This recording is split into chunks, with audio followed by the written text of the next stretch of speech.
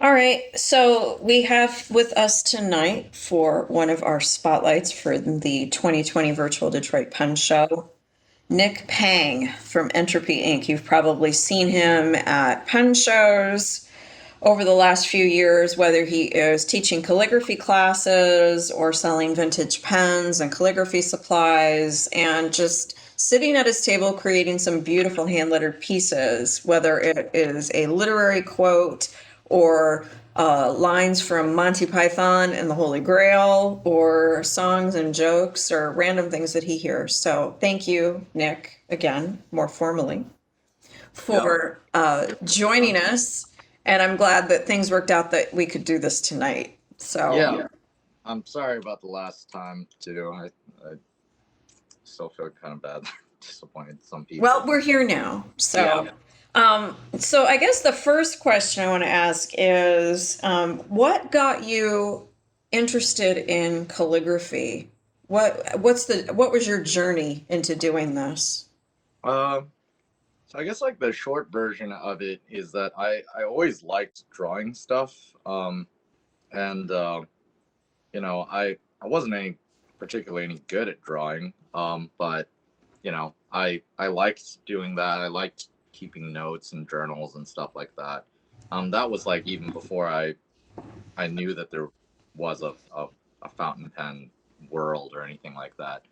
Um, but yeah, I had uh, I had sort of a early midlife crisis, I guess, at like 30.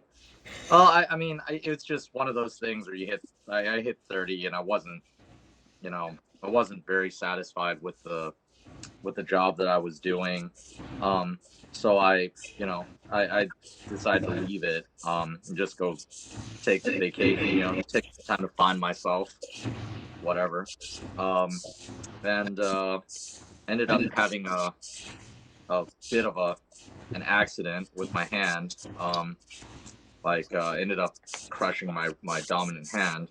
So, with a bunch of broken bones and some tendon damage, I needed to relearn how to do most of the stuff that I do with holding. I mean, everything from like holding stuff to whatever. And so I just kind of took that as an opportunity to learn handwriting, I guess.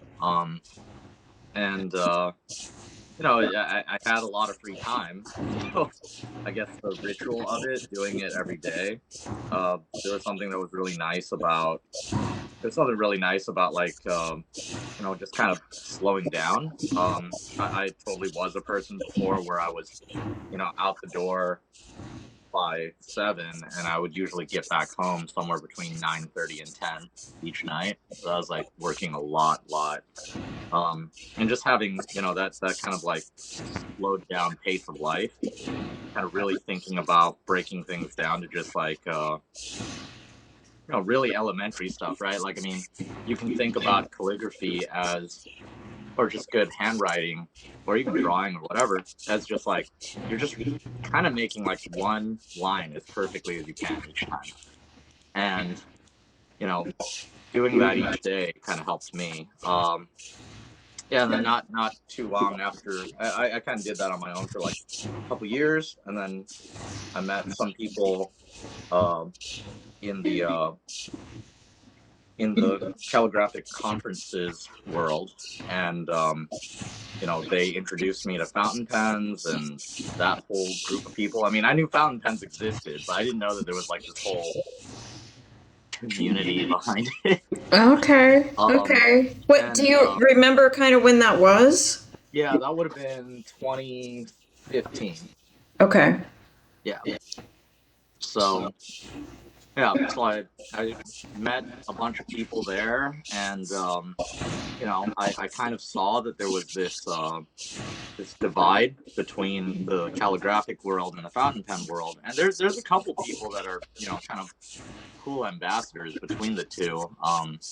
Mike Saul obviously is a kind of a big Yes. deal, and he goes to fountain pen shows and so on. But they're really kind of few and far between, and it's interesting because I know that a lot of people, their interest in fountain pens is like quite practical. I know that sounds weird because a lot of people think that handwriting is not, but it's quite practical in the sense that like they just like drawing or using them.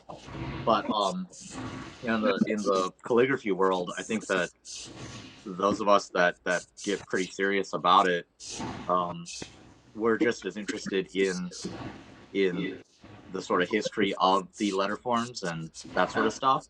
And it's fascinating to me that you know, in the early part of the 1900s, the the people that made fountain pens, in a lot of ways, they were very closely tied to the same, some of the best penmen that America, and Europe produced.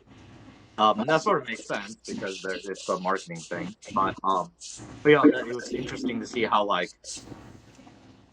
there's a lot of people in the fountain pen community. I think that I feel like every other show, there's people that are just like, oh, I just like using fountain pens, but like, oh, like I'm like, oh, like that's cool. Like, what do you do? And they're like, oh, like don't look at that. Like my writing's atrocious, right? Mhm, and, mhm. and there's Yeah. something kind of funny about that because to me, it's like, well, you know, if you have like a really if you have a tool that's like capable of doing really neat looking writing, I don't know. Personally, I'm always interested to like kind of push myself and whatever I'm using to be as good as possible in terms of what it can produce. And so I do think that not every obviously most of the people that I teach or that I meet at fountain pen shows they're they're not gonna want to draw things for a living or whatever. But like I do think that everybody can improve at it, and it really it doesn't take it doesn't take talent. I think that's like one of those words that people get really confused. They like I wasn't like if you look back to like 2013 when I had my accident and like the first like year after that, you like scroll all the way back in my like Instagram or whatever, you can see that like my writing was actually like really pretty awful. Like it's like there's no other way to say that. I'm I mean, yeah, like when I first tried to start writing again, it would really like the I'm not joking when I say that like try to like hold a pen between like your toe, your big toe, and like try to write like something. Like that was kind of where I was starting at. Because like if once your muscles are all atrophied and you've immobilized it for like several months, you kind of lose all of that. Yeah. Yeah. So I mean, it's kind of there, and I've been able to get it to where you know, I don't think I'm like master penman material or whatever, but I think what I'm doing is, I don't know. I'd be Well, I've seen your work. if I I have told you some of I'm your no work. good, right? If Yeah, I I told have you some I'm of no your work good, hanging on my wall, yeah. and I think I would assume that I'm not alone in that, having met you through pen shows over the last few years. So, I when did you start teaching classes at shows? So so I started by the the first pen show that I went to, actually, they had somebody drop out of a speaker slot. So they were just like, "Oh, like, do you want to just talk about calligraphy for a while?" And I was like, "Sure." I didn't know what I was doing. Um, and I look back and I'm just like, "Oh man, like the demo that I did was probably like totally crap." So thank God nobody was recording it or anything, as far as I know. But but yeah, I mean, the following year I started doing like a little introduction to it. Um, and I've kind of settled into teaching like italic and copperplate, at different shows. And I've started going to more and more shows. So, I think like 2014 probably I started teaching 5 or 6 shows. And then, before all this COVID thing, I was going to like 13, 14 shows a year. So, Wow. yeah. Now, was that just in the US or were you going to, did you go to Scriptus or anything overseas at all? No, I didn't go to any of the overseas shows yet. In fact, like this year probably would have been the year that I would have done it, for Scriptus. I'd already sort of talked to people there and, had arrangements to do it, but then, like that feels like a million years ago now, right? Like, Right, it's like, exactly. yeah, it's like, I don't, Exactly. yeah. So, you know, I don't know. Whenever it starts up again, hopefully, everything will work out so I can do that again. But yeah. Yeah, yeah. So I know that you also are very into like vintage pens and what got you into that? And I know you've gotten tables at shows where you've had those pens available Right. for sale. And tell me, how did you start getting into that? Because it sounds like the fountain pen stuff came, a little bit after you got into the calligraphy. So that's an interesting thing on its own too. I'll tell you right off the bat that like as far as fountain pen knowledge itself for older pens, like I don't know, I know enough to be dangerous, I guess, but like not I'm not like I'm not like a Brian McQueen or like you know like Paul Arano, like these guys, like I guess McQueen is a lot younger, but like some of these guys have done they've been doing it for decades, right? Um, but the first pen that I got was actually a TWSBI Eco. And I think that's probably a pen that a lot of people start off with. And it was, I was attracted to it mostly because I think like a lot of people, especially when you letter with a stick, it's like even if you buy a really nice stick, they don't cost more than like $100 for this and that's like something lacquered and whatever. You can get one for like 250 if you just want some cork thing. Um, and like little nibs are like under $3. They're disposable, but you can you kind of use them. So like this idea of even spending like you know 60 to $100 on a fountain pen was like, dude, this is crazy. Like that thing doesn't do anything that uh I guess in my head I was like, it doesn't do anything that like a 50-cent nib that I can get won't do. Um, and so I did that, and for a while, for the first probably year, I was really interested in um, taking things like TWSBI Ecos or Jinhaos and these like cheaper pens, and like grinding down the nibs myself to like make them italic. I started off doing broad pen work, so italic type nibs, and so I would do all that stuff on my own. I kind of learned a lot about doing that. Um, but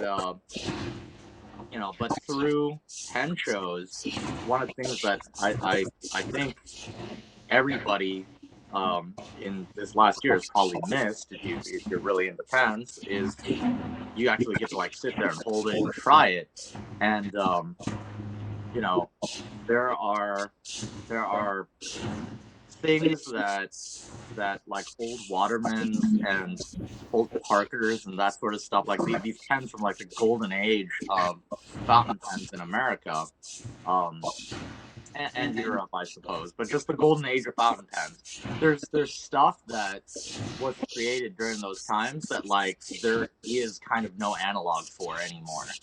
Um, I only know there are basically only like I would say like 4 people that I can think of that I've had make nibs for me that I think sort of come close to the feeling of some of the nibs that were produced in those older times.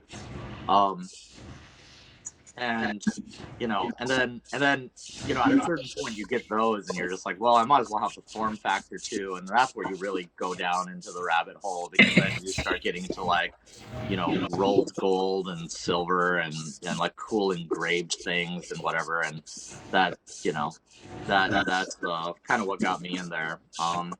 But yeah, but I fell into that rabbit hole pretty damn hard.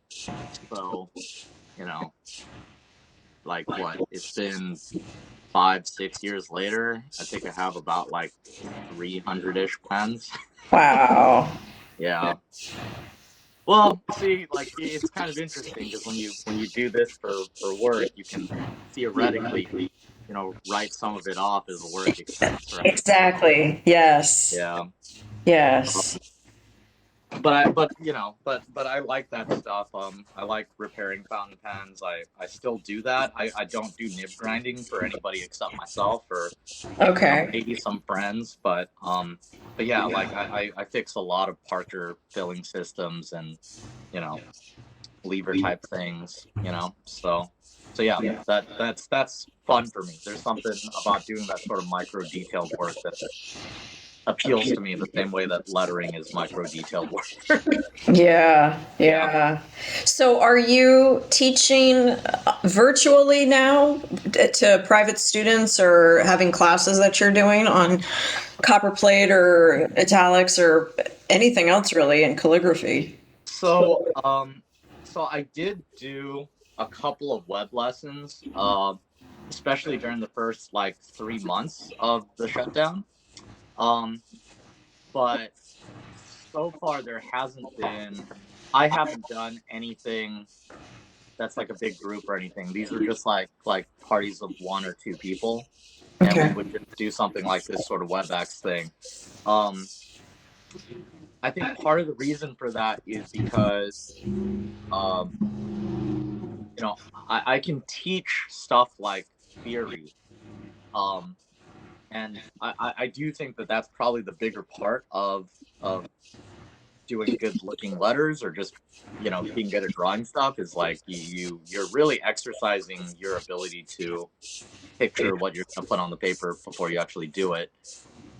um but um but after you teach the theory, like then comes sort of the hard part, right, where like the student is going to try to do it on their own, Mhm. and it's really difficult, I found, to sort of be able to provide really really good feedback on what they're doing. Like, actually what was happening with some of it was that, like, you know I actually, with the student that kind of stuck with me the longest, I was like having her mail me stuff from New York Oh, so I could like okay. look at it in person, Okay. because you know um because it's difficult. um it's difficult to kind of judge that, just from a web video. Right. Yeah. um and I do think that, like, in person classes, one of the things that really helps a lot is that, um a lot of like how you approach lettering to do like very very clean work. A lot of that has to do at first with things like body mechanics. So you kind of like, there is, even though it sounds kind of weird, there is definitely like very ideal angles and stuff, and how you kind of approach to holding the pen and drawing and that sort of stuff. And you know basically over video, it takes me what feels like hours to correct that sort of stuff. And I can't Mm, show them very easily. Whereas, like, right. right there in person, I can just be like, yeah, like, I'm gonna, like, don't fight me. I'm just gonna like move your hand into this position. Okay, like this Yeah. is how it should feel, right? And like that takes like seconds, right? So, Yeah.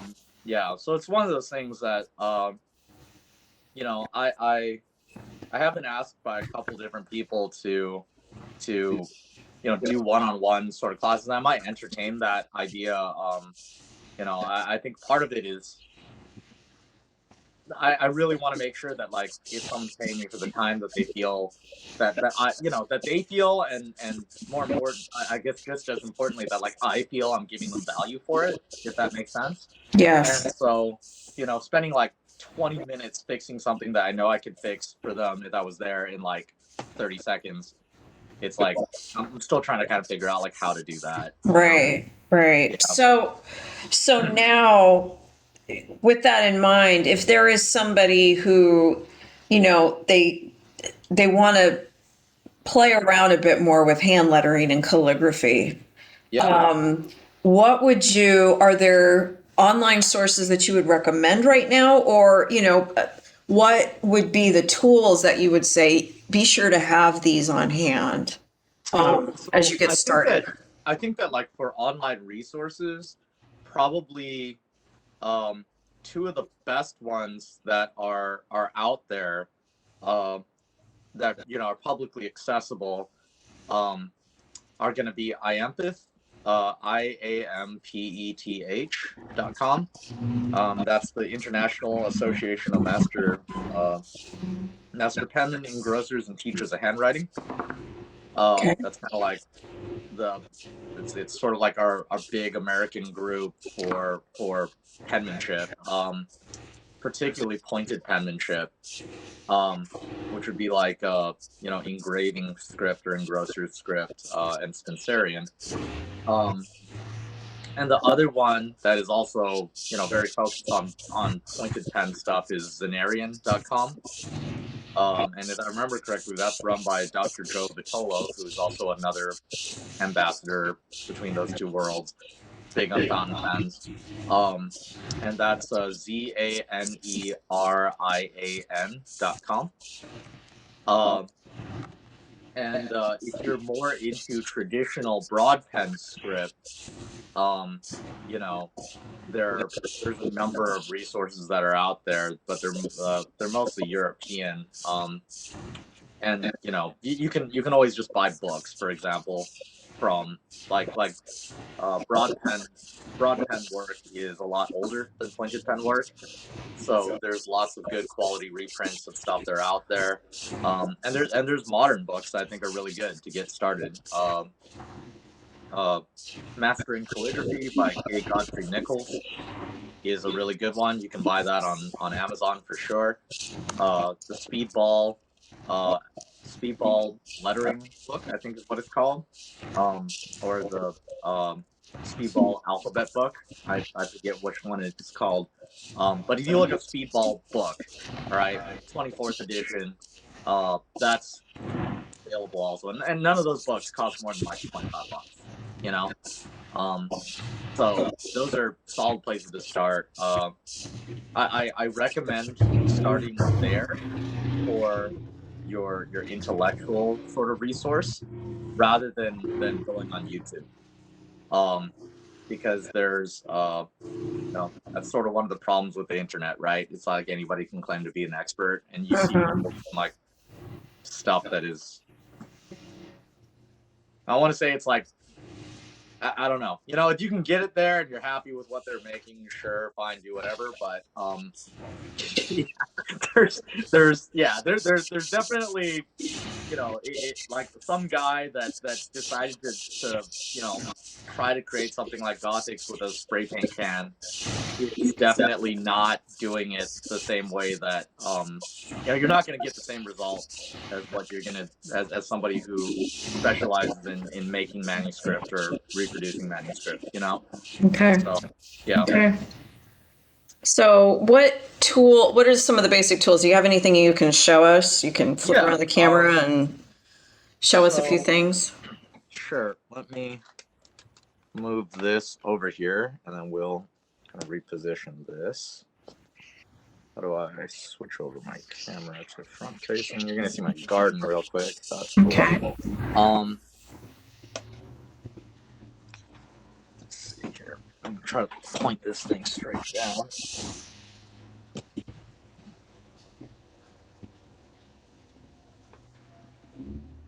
Is that good? Yes. Okay, I'm not gonna be able to see you guys at all anymore. So Okay. you know, so it's what it is. I guess you can make as many funny faces now, and you know, totally scratch your nose, whatever. But I'll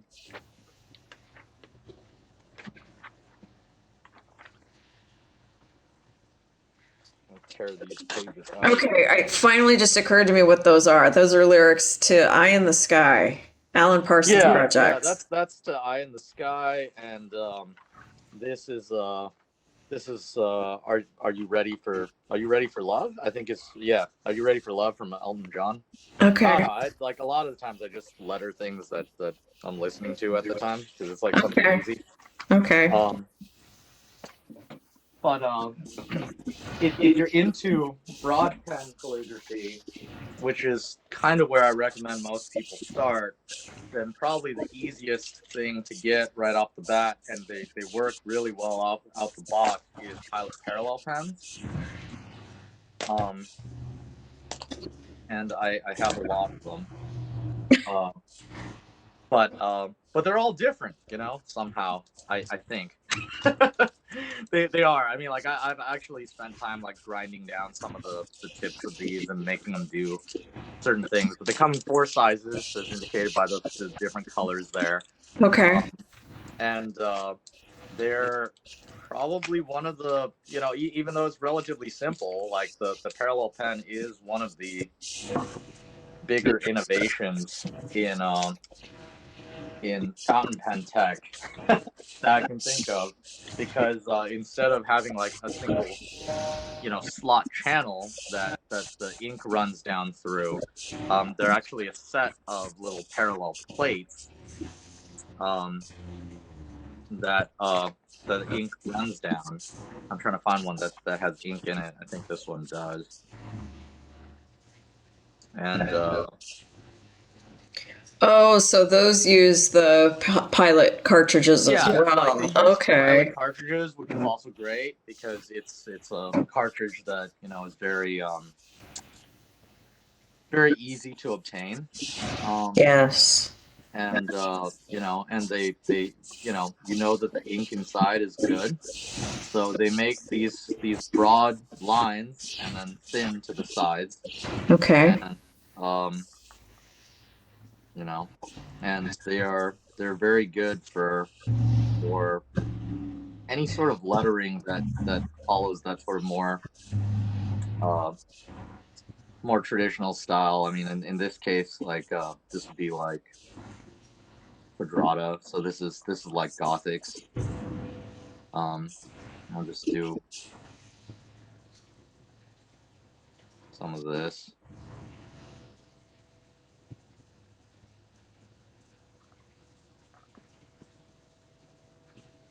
Oh, wow, that looks amazing.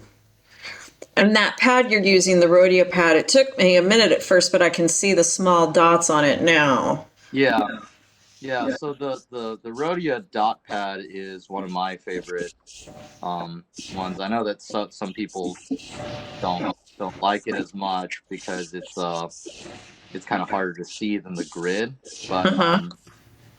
you know, but yeah, I like them. They scan pretty well. Like the dots can be easily removed if you make something that you like on it. So Okay. yeah, that's kind of my jam.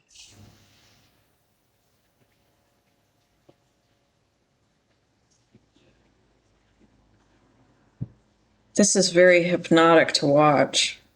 Right. I do think that there's an aspect of calligraphy that you know uh, attracts me to it, which is that like there is something kind of, yeah, there's something hypnotic.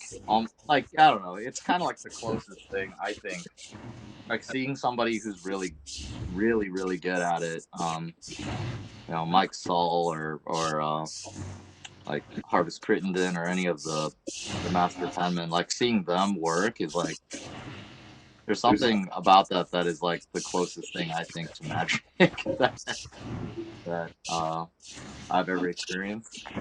But and we can make I don't know. We'll make this really weird S, which I like. Okay.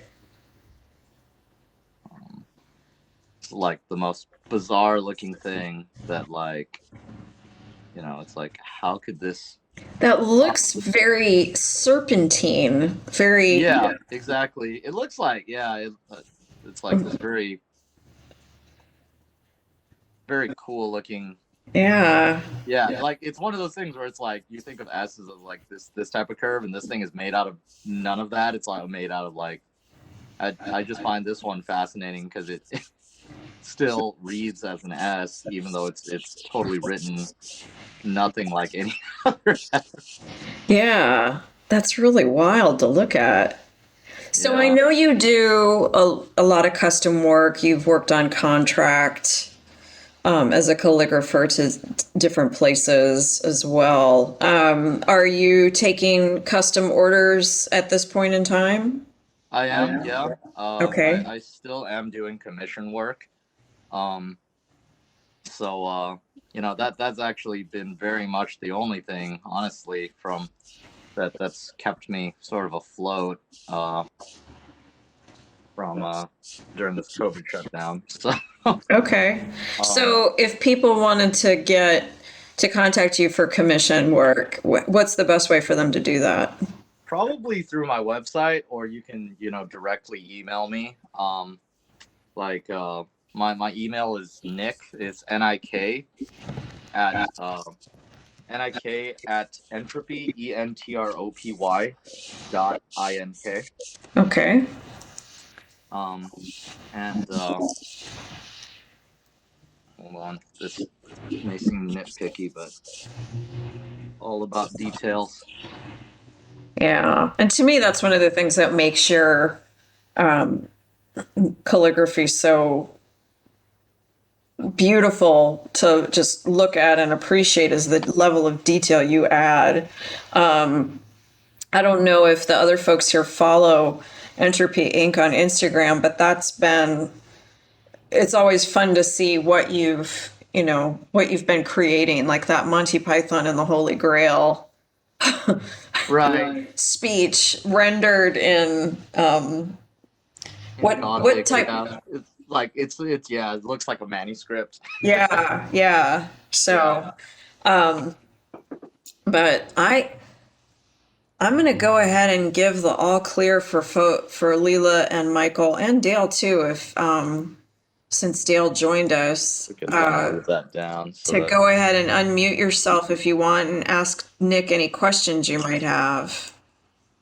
Yeah. What? No. Well, I was gonna say. So you start off here if you want to go from just start broad pen. I think that's a really cool tool to begin with, and then from there you can move on to various dip pens. Like these are the dip nibs. I actually brought this out just to kind of show what's going on there. This is like a bamboo thing that a friend carved for me. Oh Um, wow.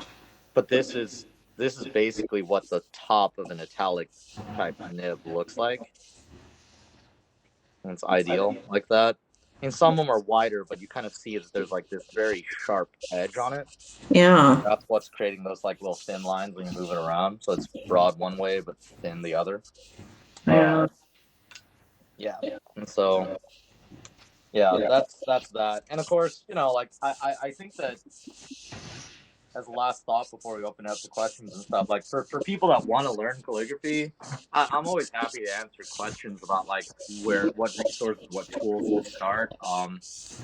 You know, I also, I guess, shameless self plug. I also sell a lot of those tools. So Okay.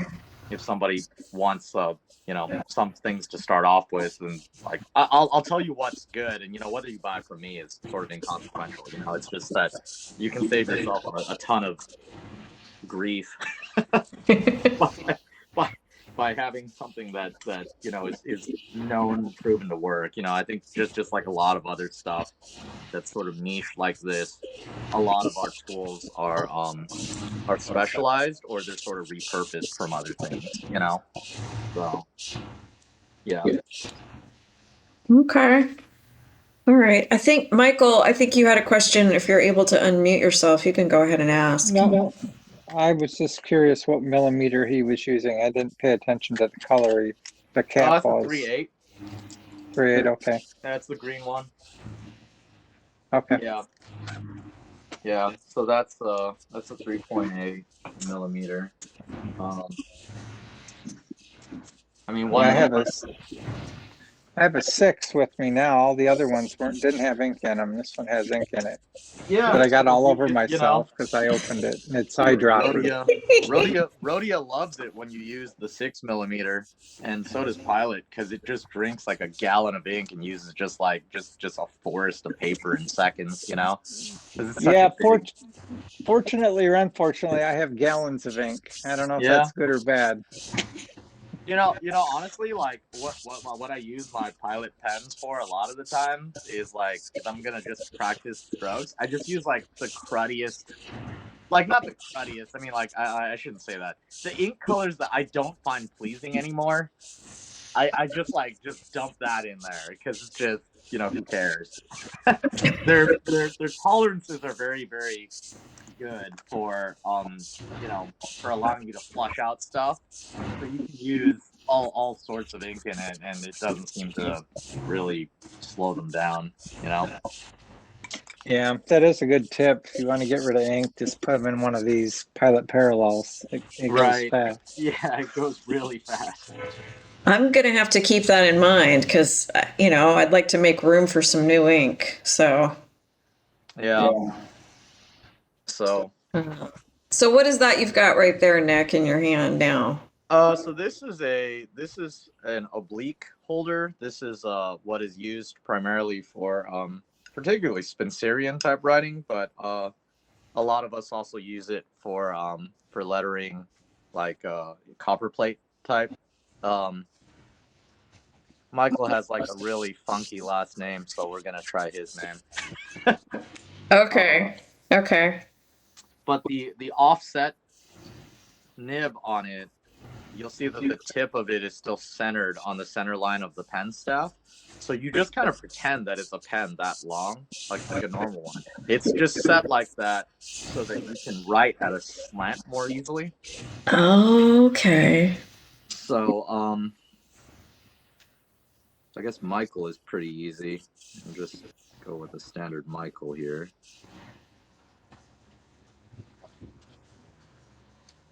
And you kind of have to dip it in between. Now, when you're dipping, Yeah.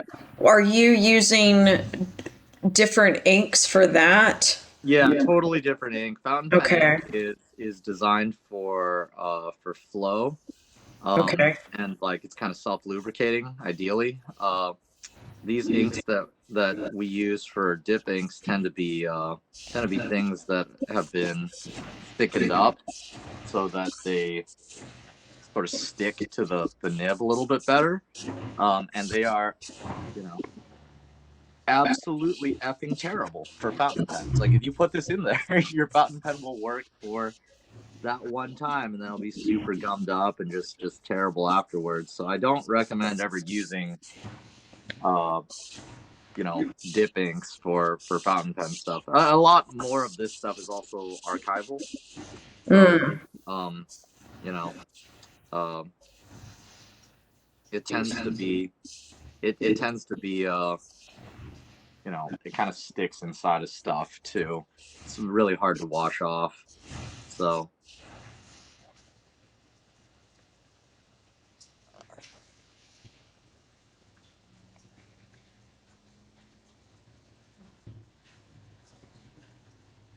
Oh, that looks amazing. watch me like misspell his last name like 4 times in a row now. um, It's gonna be amazing. are do they are the dip inks considered India inks? Are those two names the same or interchangeable or No, no? so India ink is actually a very specific type of ink Okay. that is designed for whoops that is designed to be archival and work basically in you know, in sort of harsh conditions, I guess. I know that India ink in particular was one of the inks that uh, people that took things out to sea and stuff preferred because it didn't fade as much from salt, I think. But India ink has a ton of shellac in it, which is like the same stuff that is used to hold fountain pen sacks in place. So it's definitely not something that you want to put in a fountain pen, ideally. Okay. Um, yeah, I would not recommend it.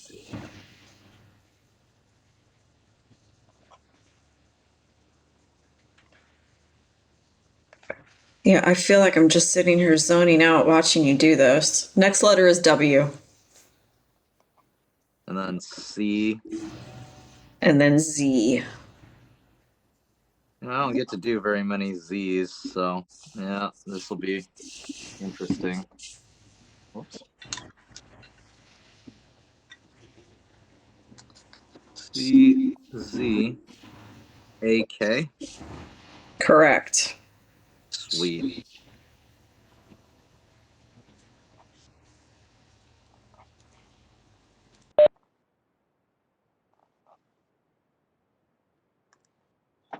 I like that Z. I always have trouble. I don't know what kind of Z to write ever. Well, the Z traditionally looks like a backwards E, right? So kind of a do.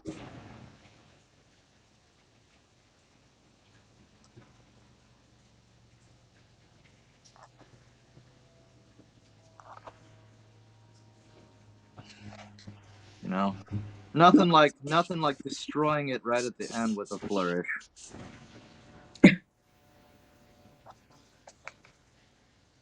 Oh, that's awesome. That looks beautiful. So Yeah, very nice. yeah, so that's that's the one that I do a lot of, which is like engravers. It's like modern engravers script. Um, but yeah, I mean, we might as well do other names while we're just talking if there's other questions or anything like that. Yeah. Leela, did you have a question or anything? Or um you were, one of our Leela's still muted. yeah, I gave her permission to unmute herself so um she can do that if she likes. Yeah. But no, she says she's good. Thank you. This is great. It's like a pen show, sort of. Like in my classes, I try to do people's names. Yeah, yeah.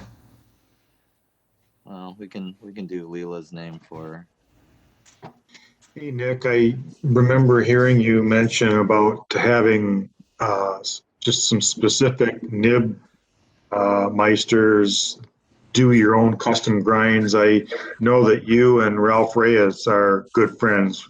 Yeah. I assume that he's one of them that you Yeah. would trust to have do your nibs. For those people that are not interested, but that don't know who Ralph is, why don't you kind of give us a little background on Ralph? So Ralph is a younger guy that is really into fountain pens. And he actually met him, I think, at the first show that he ever went to. He's from like the Chicago area. And he just creates some really pretty wild. He's sort of well known for making some really innovative type nibs. But I like his work a lot. I think partially because he's a really smart guy, and he's learned a lot about how to do it. But maybe just as importantly, he's spent a lot of time like really trying to learn how to do it the right way, from people with decades more experience. So, you know, Mm. yeah. So he's if you meet Ralph, you'll understand. Like he's definitely very detail oriented as well. Um, you know, and so yeah, when he concentrates on what he's doing, he can create really really good work. Yeah. His stuff is really interesting. And you know, obviously I like Mark Bacchus, uh, Mike Masayama. Uh, my understanding is that like he's not as much in the game anymore. But Richard Binder also created some really really nice nibs that I like. I'm not. It's not to say, by the way, that like there aren't other people that can do that level of work out there. I just I don't know. I haven't met others that can consistently do it so far. Um, but yeah, like those guys are guys that I would trust to do any of my pens, you know. So Yeah. yeah, I mean, like you know, when you're doing that, there's it's really you're getting into the category of like you know truly sort of custom work, right? And so you know we all have things that we like about the way that you know certain pens feel, and so you know for me those are the guys.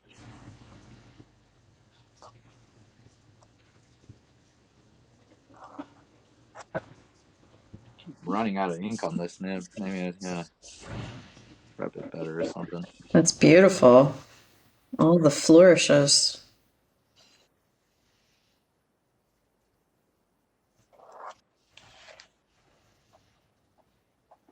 Anyway, Wow. yeah. So you see what happened here was that like that line. That's why I kind of like just gave up on this one. Okay. It the pointed pen is actually I think harder to start learning than broad pen is because like you really have to control pressure. And what happened here was like snagged up like a little piece of paper fiber or something and dragged it around. Oh, okay. The line got not thin anymore. You know, Okay. kind of happened a little bit here too, but maybe hoping nobody noticed that until just now. I don't know. No, until you said something, I thought maybe you had stopped because you had to double check the spelling of her name and then you wanted to start over. So, Yeah. yeah. She just said signature goals. Yeah, I mean, like the beauty of broad pen, also, I guess, while we're at it, since we got to bring out some fountain pens, right? Since this is like a fountain pen show, supposedly. Well, you can. I mean, you don't Yeah, have to. no, You're I was not just obligated saying, by any like, means. no, like the one of the things that I love about fountain pens is that, like, in my opinion, there are very few fountain pens that I've found that are not custom work that or just kind of on the expensive side that can create pointed pen calligraphy with the fineness of a dip pen, but italic, you know, flat ground fountain pens are kind of one of my specialties. I pretty much always have a bunch of them at my table. Um, and you know, I have them available. So if anybody wants to message me, that's kind of one of the specialty things that I'm known for. Um, but you can get you know wonderful, you can get really really wonderful line variation in in a an italic fountain pen. Um, you know, pretty consistently, and I don't know if you guys can see that. Can you? Yeah. Okay. Yeah.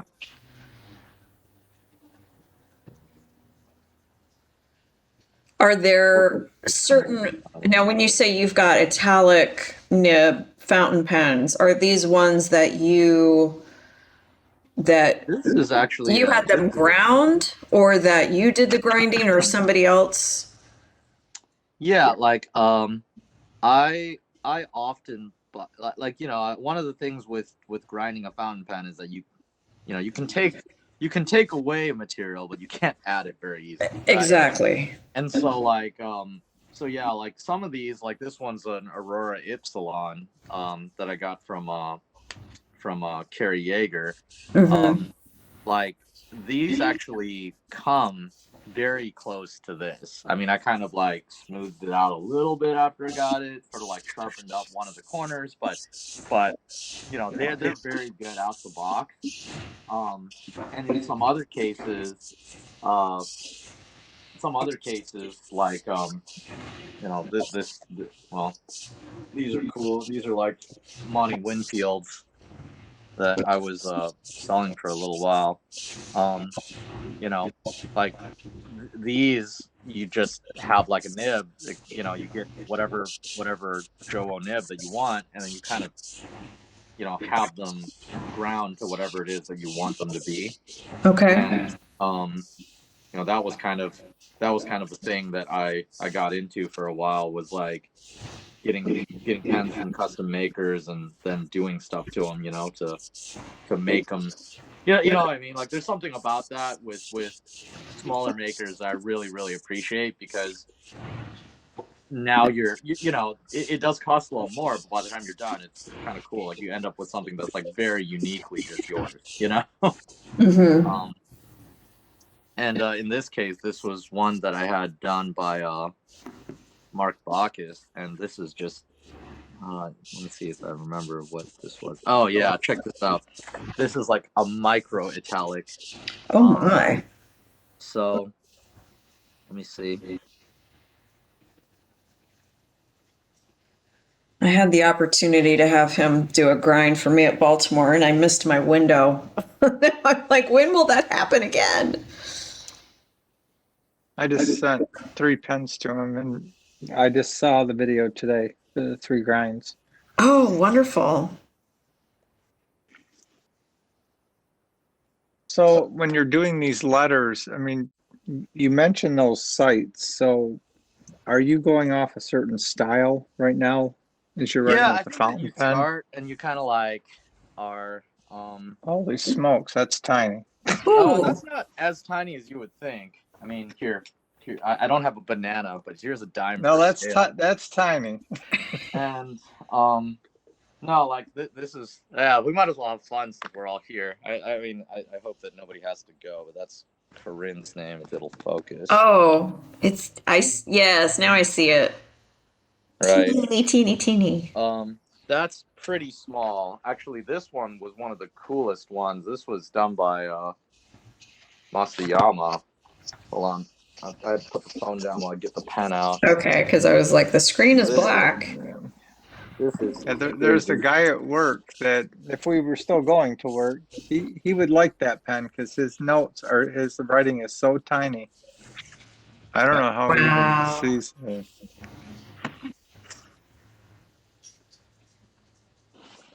trying to like. I would never go through any stationery if I wrote that small.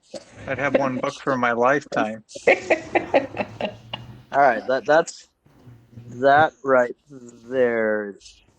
Oh, jeez, can I even point to it? That right there is Dale Pencala.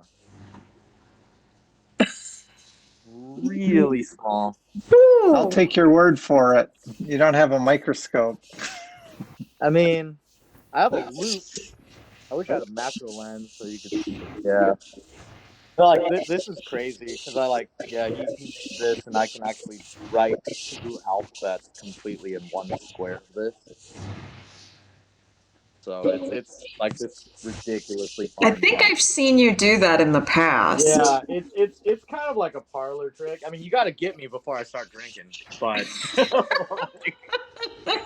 because afterwards, just like, yeah, that looks fine. It's just like, dude, that's not even like the alphabet. Like,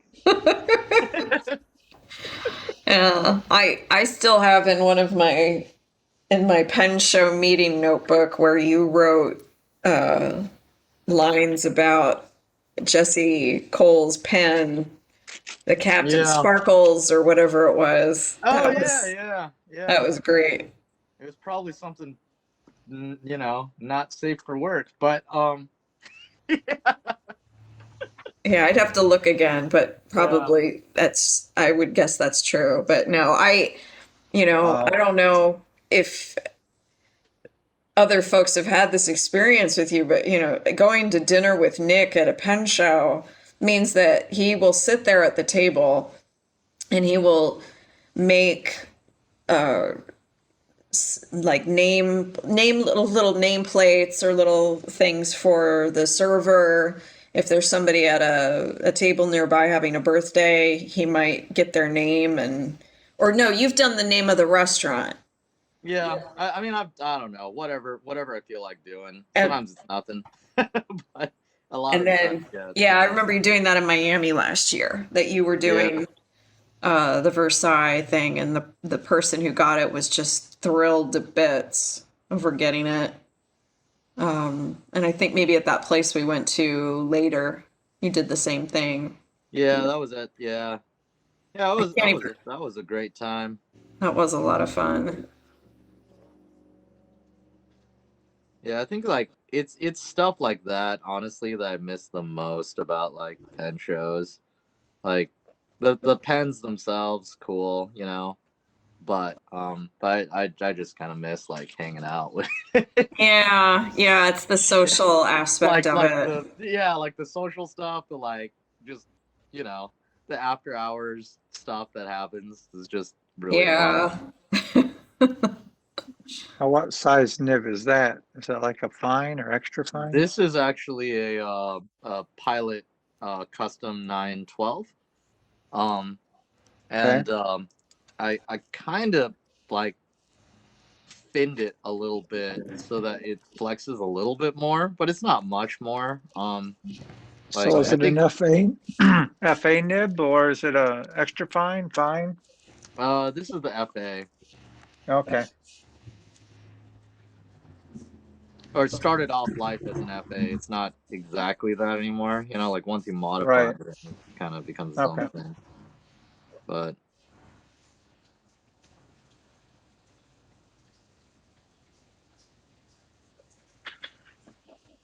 Yeah, Corinne and Dale, I just started going to pen shows last year. Unfortunately, now there's nothing this year. I went to Washington, Detroit, and Ohio.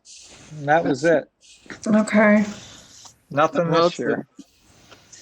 a good time to have done it. I mean, imagine somebody that's like, yeah, this will be the year I start going, and they're just like, That was somebody, I think Saturday, that they yeah, were just starting to get into fountain pens. And I said, yeah, that is the big thing you miss is that, especially if you see an expensive pen, like I remember in Washington trying the Viscontis, yeah, the different nib sizes, because you can look at people writing, you can see examples, but you really don't know yeah. You gotta until you like sit go with and it and try it. feel it. Yeah, yeah, and I also think that like in particular, if you're into older pens, you know, a lot of those things were sort of more hand assembled. They were a bit more artisanally made, right?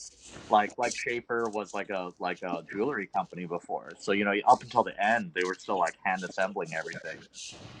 So you can end up with two or three of them that are the same model, and just everything else about them is the same, but just like when you feel it, there's just slight differences. Um, and I think that would be something that people would probably not like in today's world of QC.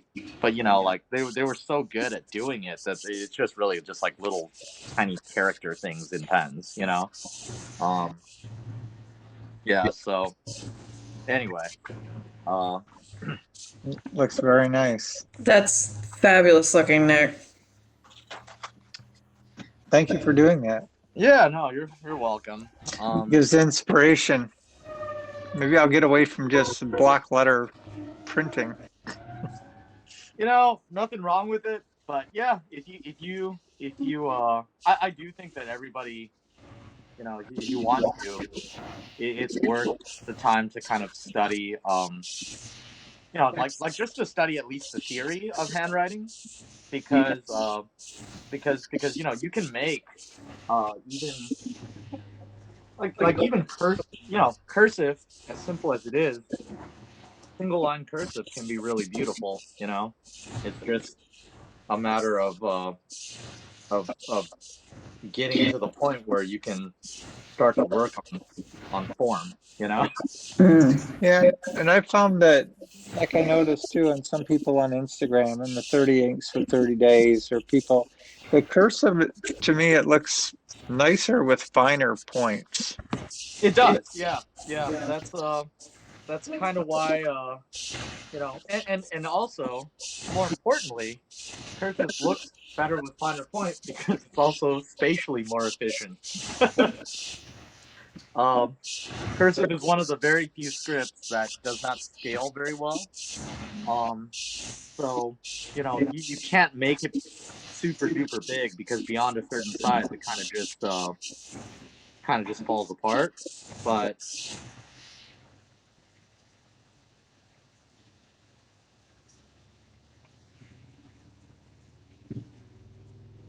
And I haven't really settled on nib sizes. I get all kinds of them, try them all out. They all have their purpose, I guess. yeah, exactly. I'm the There's same way, Michael. Yeah. I try a little bit of everything. Yeah, Mike's fine. It probably did Michael Krosek just when I registered. That was probably on my Gmail or something. It doesn't matter. Call me Okay. whatever you want. Okay. Thank you.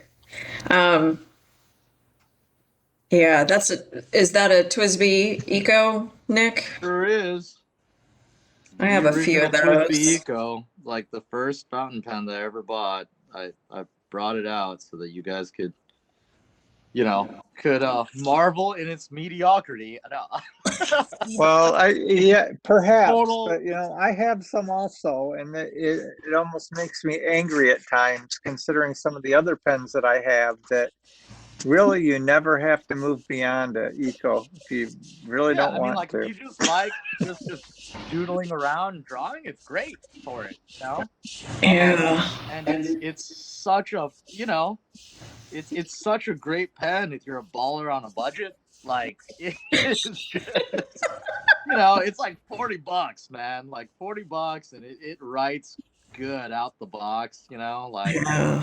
And they're easy to clean. I use them for the ink challenge and for everything else because I can just pull the nib out, rinse it right, out, and I'm ready to go again. yeah. Yeah. Just as good for drawing spaghetti around Dale's name as any other pen. See, excellent. I I 10 don't out of 10 would put sauce on. yeah. I don't think I would be here having, the last 3 years working on pen shows if it wasn't for TWSBI Ecos, because I had been into fountain pens a little bit before, but only had like my Waterman Filius that had been a gift to me in the 90s. I now have two of them. And then a Lamy All Star, which for many years, for some dumb reason, I thought was a Safari. And it was only earlier this year that I got corrected on that. And then it was somebody mentioned Reddit to me. This was about 5 years ago. And I found the fountain pens Reddit and started reading all about different retailers. Different people were talking about TWSBI pens, and I was like, let me try one of these TWSBIs out. And ordered one and some Lamy Dark Lilac ink. And whoa, that put me down the rabbit hole. Hopefully, a So lot of Lamy Dark Lilac ink. Hope you have a lot of it. I don't Lamy use. Dark Lilac. Yeah, I bought one bottle. I think Bert told me later I was like the first order that came in when he announced it. And I was living in California at the time. And I still have my bottle. I'd have to check the level on it, but now I use it for a pen that I eyedropper, a Franklin Christoph Pocket 66 that has a cursive italic nib from Jim Rouse. So, Yeah, it's interesting because like the ecos or safaris, they write, and I have nice pens. I have a Sailor King a pen, and boy, that nib is nice. But I don't know, day-to-day writing Ecos is good as anything. I think someone on one of the Instagram says, "Oh, well, I can't afford these pens," and it's like it really. I don't know if it matters. I have just as much fun with my Esterbrookes and trying out all. As a matter of fact, I have so many pens. I went through all the old Esterbrookes today, and it's like those nibs are nice. Yeah, it's very. I kind of feel like with decent fountain pens, those people that follow my Instagram, I know that like Corinne already knows about this. I started fishing just like a ton again in the last couple months of the COVID shutdown, because it's a thing I can do where I'm not really around other people. But um, like I kind of equate it in the same way with like the fun of like whether you hook onto a mackerel or you hook onto like some massive, 100-pound thing. I haven't actually hooked onto a 100-pound thing, but I've hooked into some 60-pound things. Like it's still a ton of fun. I think that's kind of the magic that keeps me coming back to fountain pens, is that like, you can have just as much fun with like a $9 thing as you can have with like, a $9,000 thing. If it works really, if it works well, So, just there's this kind of pure joy of making lines. so what pen are you using now? Oh, this is the same Ypsilon. Oh, is it? Okay. Yeah. Yeah, right. Yeah. Well, I think I think I could give you a read that I cut at an angle, and it would look better than anything I could do with Mont Blanc 149 I Super mean, Flex. maybe that's a testable theory. We could definitely test that out. I don't even know if Leela is even there anymore, but if she is, you know, I don't exactly know what I'm doing here. I'm here. Sweet. Hey, It's Leela. nice anyway.